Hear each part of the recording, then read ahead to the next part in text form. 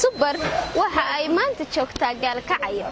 Halkani waa goobta ay ka dhacayso shirka Buugfeerka Gaalkacyo. Super ugu imow safar raaxo leh iyo adeeg hufan. Adigoo magacaaga ku bilaabaya ka waran shirkadda Super sida u aragtaa inay maanta kugu timi Gaalkacyo.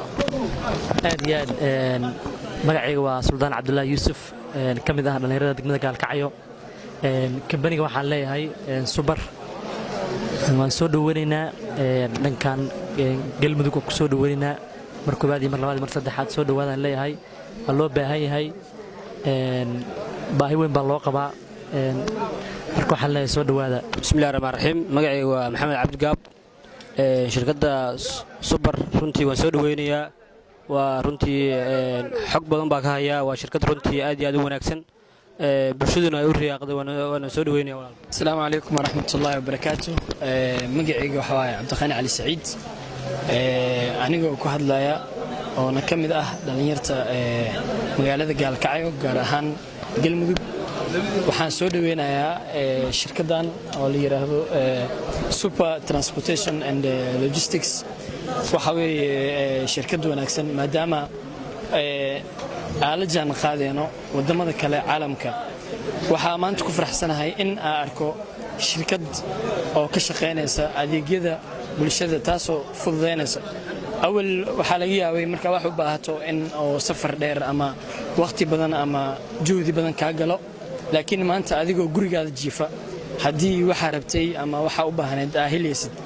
waxa waaye awal Afrika waxa loo xisaabin jiray wadamada oo third world ka ah laakiin maanta waxa farxad ah in sidii qof oo USA ama Canada joogo kale in alaabtaada adigoo qolkaada ku jira waxa rabtid in helaysid. marka si fiican u soo dhaweynayaa waana ku bogaadinayaa shaqada wanaagsan ee dalka iyo deegaanka buu hayaan.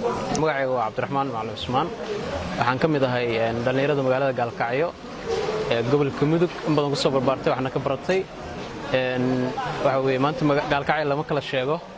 waxaan aad ugu faraxsanahay in ay noo timaado shirkad in badan loo heelanaa bulshada iyo maaragtay iyo dhammaan deegaanada ku xeeran gobolka oo dhan ay aad iyo aad ugu baahnaayeen shirkadda Super Transportation and Logistics ku soo dhawaada Gaalkacyo.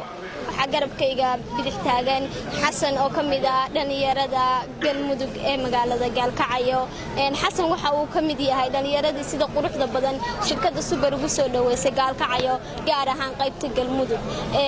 isagoo waliba naga codsaday Xasan in aanu keenno xafiiska Galmudug aan furno sida ugu dhaqsiyaha badan maadaama dhanka Galmudug ay baahi aad u qabto shirkadda Super. Xasan ku soo dhawow Super. walaashay waan dhawahay kambaniga Super waxa leeyahay kambani aan u baahanahay waaye haddii aan nahay reer Galmudug sababtoo ah baahida loo qabo reer Puntland baahi bay u qabeen waa loo keenay annaga haddii reer Galmudug aan nahana waa in la soo gaarsiiyaa Dhuusamareeb ilaa caasimadii la geeyo Gaalkacyo qaybteedan la soo geeyo.